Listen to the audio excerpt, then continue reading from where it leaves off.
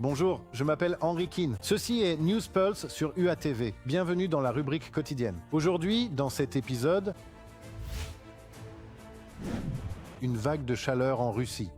La raffinerie de pétrole de Slaviansk, située à plus de 300 km de la frontière d'État ukrainienne, se retrouve en flammes et en fumée.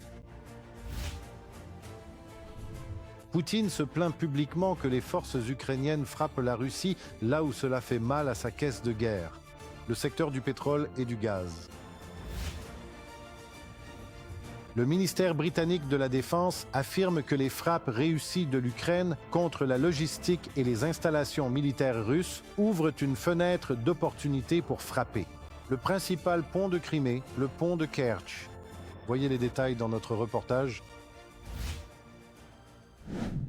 Les installations stratégiques de l'industrie pétrolière russe restent bien sûr parmi les principales cibles de l'Ukraine et c'est, selon le service de sécurité d'Ukraine, exactement le cas avec la frappe sur la raffinerie de pétrole dans le kraï de Krasnodar.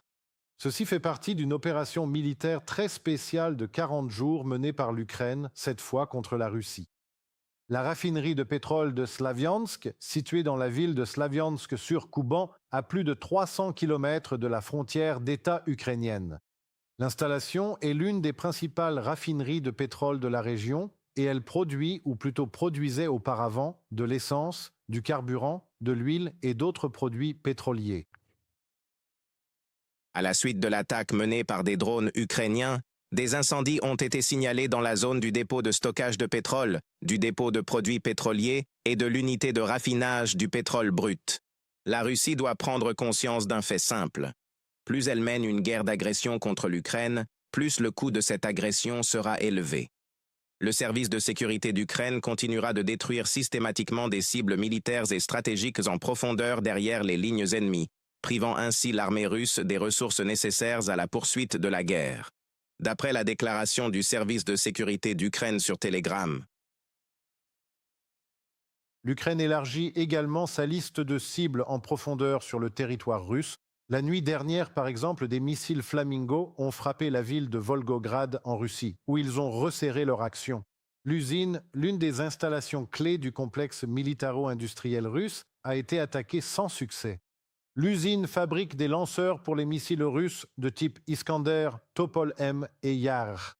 À la suite de la frappe, un incendie massif s'est déclaré dont l'effet sur l'usine a été confirmé par les autorités russes. De plus, des restrictions ont été imposées sur les opérations à l'aéroport local en raison de l'attaque.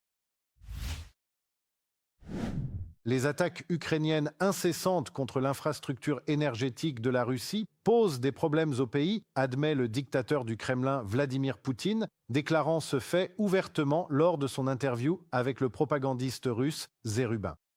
Poutine a reconnu qu'à la suite des attaques des forces de défense ukrainiennes, la Russie connaît désormais une pénurie importante de carburant. Cependant, tout va bien, selon le dictateur. La pénurie est temporaire et pas critique, eh bien, je suis sûr que ces énormes files d'attente aux stations-service et ceux qui ont une limite de 20 litres par voiture seront ravis d'en convenir. Vladimir Poutine a raison. Ce n'est pas encore critique car c'est temporaire et cela va empirer très bientôt. Mais pour l'instant, la Russie essaie d'éteindre le feu avec de l'essence, en imposant dans ce cas une interdiction totale d'exportation d'essence ainsi qu'une interdiction d'exportation de diesel. Ceci est également en discussion. Poutine a annoncé cela lors d'une réunion dont l'ordre du jour était d'assurer l'approvisionnement en carburant du marché intérieur russe. Selon le dictateur russe, les plus grandes raffineries fonctionnent actuellement à pleine capacité. Les réserves d'essence, selon Vladimir Poutine, s'élèveraient à environ 2 millions de tonnes. Poutine a également reconnu qu'il y a de longues files d'attente dans les stations-service, que les marques populaires d'essence sont effectivement soit rarement disponibles, soit jamais disponibles. La reconnaissance des faits bruts, mais trop tard. Alors que Moscou est couverte d'un épais nuage de fumée d'huile et de gaz, cela n'aide pas beaucoup. Ce que les gens voient, au lieu de l'omnipotence propagée et supposée de Vladimir Poutine, c'est son impuissance objective. Le coût de cette guerre commence à se faire sentir non seulement sur les lignes de front, mais aussi profondément au sein même de la Russie. Et c'est précisément ce que le Kremlin tente d'éviter à tout prix. En adoptant une posture et en essayant de montrer au moins un certain contrôle sur la situation. Par exemple, un signe révélateur d'une période de graves problèmes croissants pour le Kremlin a été la baisse de la cote de popularité de Poutine auprès de la population russe. Selon un sondage de la Fondation de l'opinion publique, cette cote a chuté, atteignant son niveau le plus bas depuis le début de l'invasion à grande échelle. L'enquête a été menée à la suite de frappes aériennes de représailles ukrainiennes de grande ampleur sur le territoire russe, dans un contexte où le nombre de Russes exprimant leur méfiance envers les autorités russes a augmenté. Dans le même temps, l'approbation publique de l'action du gouvernement a également diminué. Près de la moitié des personnes interrogées ont cité la flambée des prix de l'essence, l'une des conséquences économiques négatives directes de la guerre de Poutine. Que se passe-t-il en Crimée temporairement occupée? UATV vous informe. Une opération en plusieurs étapes menée par les forces de défense ukrainiennes s'y déroule. Dmytro Pletinchuk, porte-parole de la marine ukrainienne, a confirmé que la logistique navale russe avait été détruite. D'abord, puis les ferries ferroviaires et le système de défense aérienne. Le ministère britannique de la Défense souligne que les frappes de l'Ukraine contre la logistique et les installations militaires russes sur la péninsule n'ont pas été couronnées de succès. Cela ouvre la possibilité de frapper le soi-disant pont de Kerch. Plus d'informations dans notre reportage pour vous.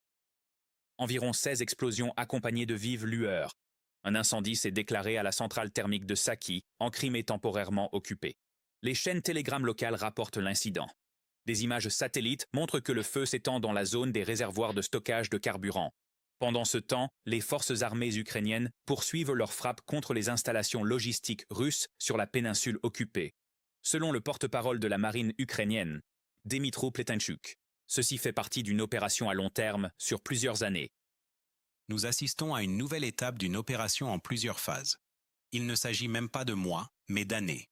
Tout d'abord, les capacités logistiques navales de la Russie ont été détruites. Ensuite, les ferries ferroviaires ont été pris pour cible. En même temps, les systèmes et installations de défense aérienne le long du soi-disant corridor terrestre étaient détruits. Dmytro Pletinchuk, porte-parole de la marine ukrainienne lors du marathon des Nouvelles-Unies. Depuis le 26 juin, la Russie a instauré un état d'urgence régional en Crimée occupée et à Sébastopol. La décision a été annoncée par les autorités d'occupation. Elles ont exhorté les habitants à ne pas paniquer. Cependant, les analystes de l'Institut pour l'étude de la guerre notent qu'en raison des frappes régulières de l'Ukraine, la péninsule annexée est en train d'être désertée. Non seulement par les touristes et civils russes, mais aussi par le personnel militaire russe, les responsables de la sécurité et les représentants de l'administration d'occupation. Des chaînes Telegram locales ont publié des vidéos montrant de longues files de voitures coincées dans les embouteillages à la sortie du pont de Crimée. Selon les informations, les files d'attente comprendraient plus de 2000 véhicules. L'objectif principal de l'Ukraine en ce moment est, avant tout, de rendre le maintien de la Crimée et le maintien du groupe d'occupation du Sud, qui contrôle la Crimée et les territoires adjacents de l'Ukraine continentale, insupportablement coûteux pour la Russie. Les frappes ukrainiennes en Crimée visent à isoler la péninsule. Cet objectif a été ouvertement déclaré par le ministre ukrainien de la Défense, Mikhailo Fedorov. Dans la nuit du 20 juin, les forces ukrainiennes ont frappé le passage sur le détroit de Kerch. Parmi les cibles figuraient des systèmes de défense aérienne, des installations de stockage de carburant et 3 ferries pour véhicules. Les services de renseignement britanniques affirment que cette frappe a presque certainement aggravé les problèmes d'approvisionnement déjà graves en Crimée. Ils ont également noté que de telles attaques précises pourraient permettre à l'Ukraine d'atteindre une autre cible clé dans la région. La grande diversité des cibles sur lesquelles l'Ukraine se concentre affaiblit également les défenses aériennes russes, même dans les zones prioritaires fortement fortifiées, comme le détroit de Kerch. Cela élargit la capacité de l'Ukraine à frapper le pont de Kerch, une cible stratégique et politiquement sensible inaugurée par Poutine. D'après une publication du ministère britannique de la Défense sur le réseau social Exocial, la Crimée, que Poutine présente depuis des années comme sa principale soi-disant victoire historique, devient désormais un point vulnérable pour le Kremlin. Selon le Wall Street Journal, les frappes régulières des forces de défense ukrainiennes contre la logistique et les infrastructures russes sur la péninsule sont en train de la transformer, de ce qu'on appelait le joyau de l'Empire, en un fardeau militaire. Et cela affecte déjà la capacité de la Russie à poursuivre la guerre contre l'Ukraine. Compte tenu de l'attachement personnel de Poutine à la Crimée, de l'importance que la Crimée revêt pour lui en termes de relations publiques et de positionnement, et de son rôle crucial pour renforcer la légitimité et justifier tout ce que Poutine a orchestré en Russie, il fera tout son possible pour conserver la Crimée. Par conséquent, plus de ressources et de main-d'œuvre seront consacrées au maintien de la Crimée et des unités militaires qui la tiennent, plus il sera difficile pour la Russie de mener la guerre sur d'autres fronts. Des analystes étrangers lient la fréquence accrue des frappes sur la Crimée temporairement occupée aux efforts de Kiev pour accroître la pression sur Moscou et la pousser vers des négociations de paix.